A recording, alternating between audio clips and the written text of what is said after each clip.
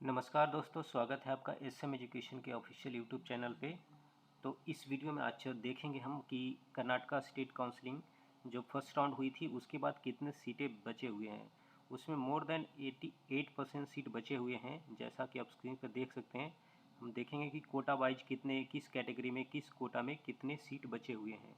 उसके बाद हम चर्चा करेंगे कि आपको कितने मार्क्स पे कौन सा कॉलेज मिल सकता है और उसका फ़ी कितना होने वाला है। तो इस वीडियो में बने रहिए लास्ट तक और सारी जानकारी आपको मिलेगी कर्नाटका स्टेट काउंसलिंग के लिए। अगर आपका मार्क्स जस्ट क्वालिफाइड भी है 147 है, फिर भी आपको कर्नाटका में सीट मिलती है, कैसे मिलेगी वो मैं इस वीडियो में बताऊंगा। तो जैसा मैंने बोला कि मोर देन 80% 88% सीट बची हुई है, वो मैं कैलकुलेशन करके भी बता देता हूँ आपको। टोटल सीट जो राउंड 1 में थी 1480 और टोटल सीट राउंड 2 के लिए बची हुई है 1307 टोटल सीट बची हुई है आफ्टर राउंड 1 जो अलॉटमेंट आई थी। और अलॉटमेंट के बाद जिस कैंडिडेट ने जाकर के ज्वाइनिंग किया है, ज्वाइनिंग के बाद जितने सीटें खाली रह गई है राउंड 2 के लिए, वो सीटें हैं 1307।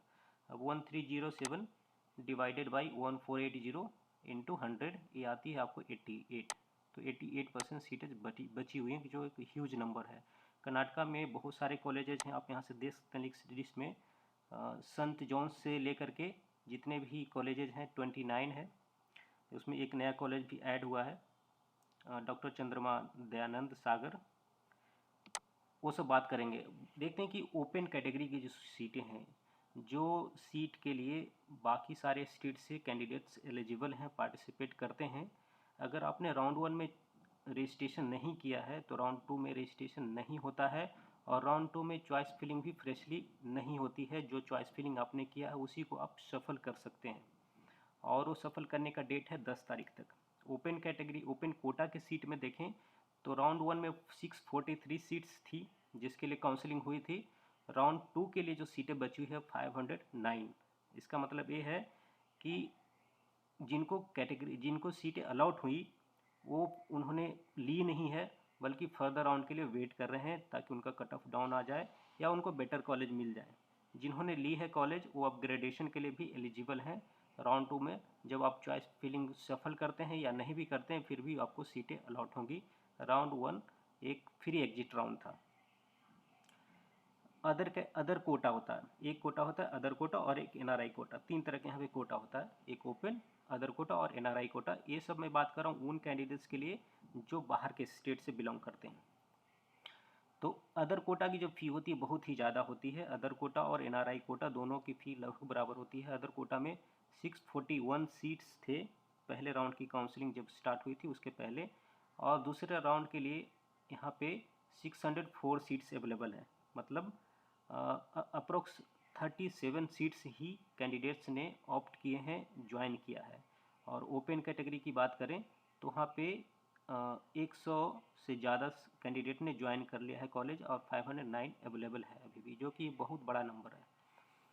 और इसके बाद हम कटअप की बात करेंगे, कहाँ तक कि कटअप स्लाइड होकर के राउंड 2 में जाएगी। एनआरआई कोटा की बात करें तो 196 सीट थी, और इन सीटों के लिए जो फ़ी होती है अदर कोटा और एनआरआई कोटा के लिए पर ईयर 40 लाख, 32 लाख, 30 लाख और इससे भी ज़्यादा होती है, मतलब करोड़ों में इसकी फ़ी होती है। तो सिर्फ 2 कैंडिडेट थे जो एनआरआई कोटा में सीट लिए और उन्होंने ज्वाइन भी कर लिया। तो टोटल इस तरह से सीट 1480 थी राउंड 1 के लिए। अब 1307 जो कि बहुत ह्यूज नंबर है, among 29 colleges 1307 seats are still available, so you have huge opportunity here in Karnataka. The candidates who couldn't do the registration in round 1, they don't have option to do the fresh registration in round 2, but they will get an opportunity to the registration again. It will open, the window will get open again, and you can do the registration in mop-up round if the seat is available in sufficient quantity. सीटें available रहती है mop up round तक, लेकिन वैसे सीटें कम available रहती है जो कि ओपन कोटा में होती है, क्योंकि ओपन कोटा की सीट बहुत ही रेयर होती है जो मॉपअप तक अवेलेबल रहती है।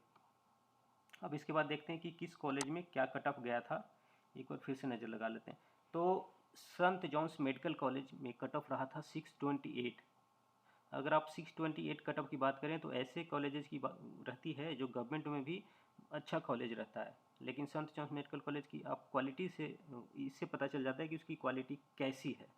628 अगर ये स्लाइड भी होगी तो ज़्यादा नहीं 10-12 मार्क्स 15 मार्क्स तक होगी, और 610 615 या 620 तक जा करके फिर से क्लोज होगा राउंड 2 में। जिसकी फ़ी लगभग 10 लाख है, तो उसमें आप कट ऑफ देखेंगे तो Shri Basaveshwara medical college and hospital Chitradurga, इसका कट ऑफ 591 था, और यही वो कॉलेज है जो सबसे बाद में अलोकेट हुआ था कैंडिडेट्स को राउंड 1 में।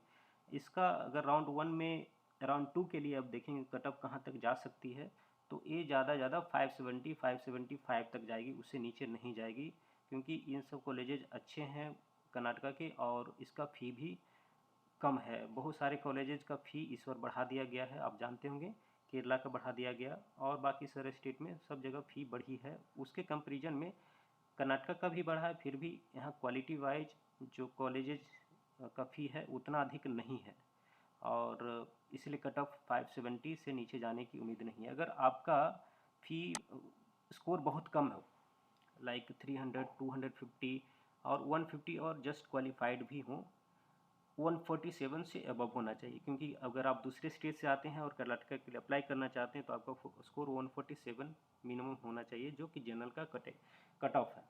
तो आपके पास कॉलेजेज हैं, आप यहाँ देख सकते हैं लास्ट के 4 कॉलेजेज मैं हाईलाइट कर देता हूँ।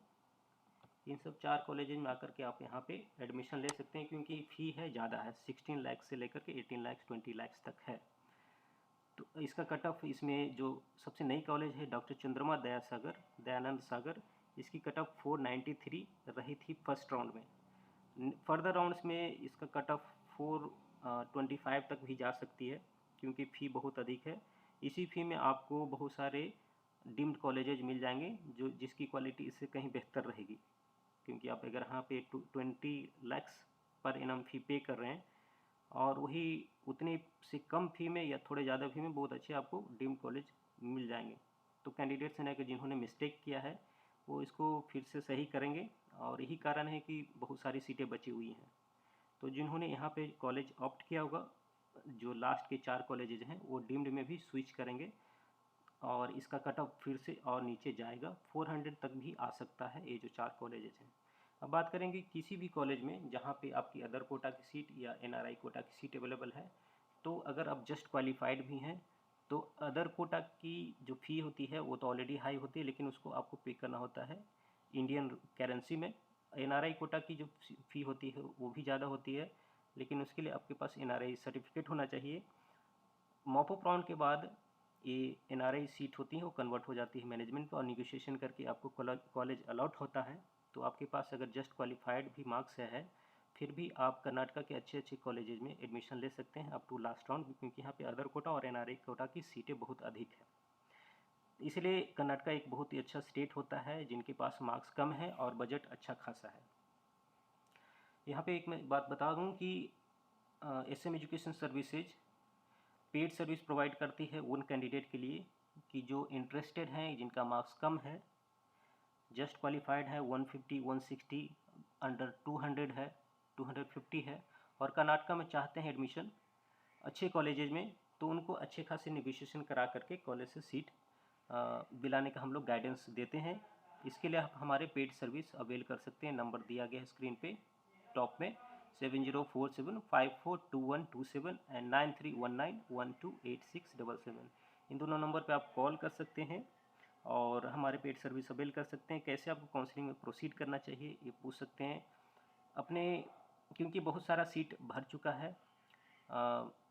राउंड 2 कई स्टेट की चल रही है, कर्नाटका का भी इनिशिएट हो गया है, और आपको जैसे जैसे आगे जाएंगे सीटें कम बचेगी, और आपको पता रहना चाहिए कि आपको किन किन स्टेट्स में अप्लाई करना है। अगर आपने अभी तक अप्लाई नहीं किया है, और आपके स्कोर पे कहाँ तक किस कॉलेज में सीट मिल सकती है और कितने बजट में मिल सकती है। तो इस भी पॉइंट ऑफ व्यू से ये वीडियो बहुत ही इंपॉर्टेंट है। कर्नाटका स्टेट बहुत इंपॉर्टेंट है, आप इस पर थोड़ा टाइम दे करके एनालाइज करें कि कर्नाटका में कैसे प्रोसीड करें, और कोई और जानकारी हो तो आप वीडियो को कमेंट बॉक्स में आप अपना क्वेश्चन डाल सकते हैं, आप हमें कॉल कर सकते हैं दिए गए नंबर पे। और इस वीडियो को आप लाइक ज़रूर कर दें, अगर नए हैं चैनल पे सब्सक्राइब कर लें। बहुत सारी वीडियो इस तरह से आती रहेगी, आप चैनल को विजिट करेंगे तो आपको पता चलेगा हर एक स्टेट के लिए, ऑल इंडिया, आयुष सभी के लिए वीडियोज़ हमारे अपडेट्स आते रहते हैं। So thanks for watching guys and have a good day.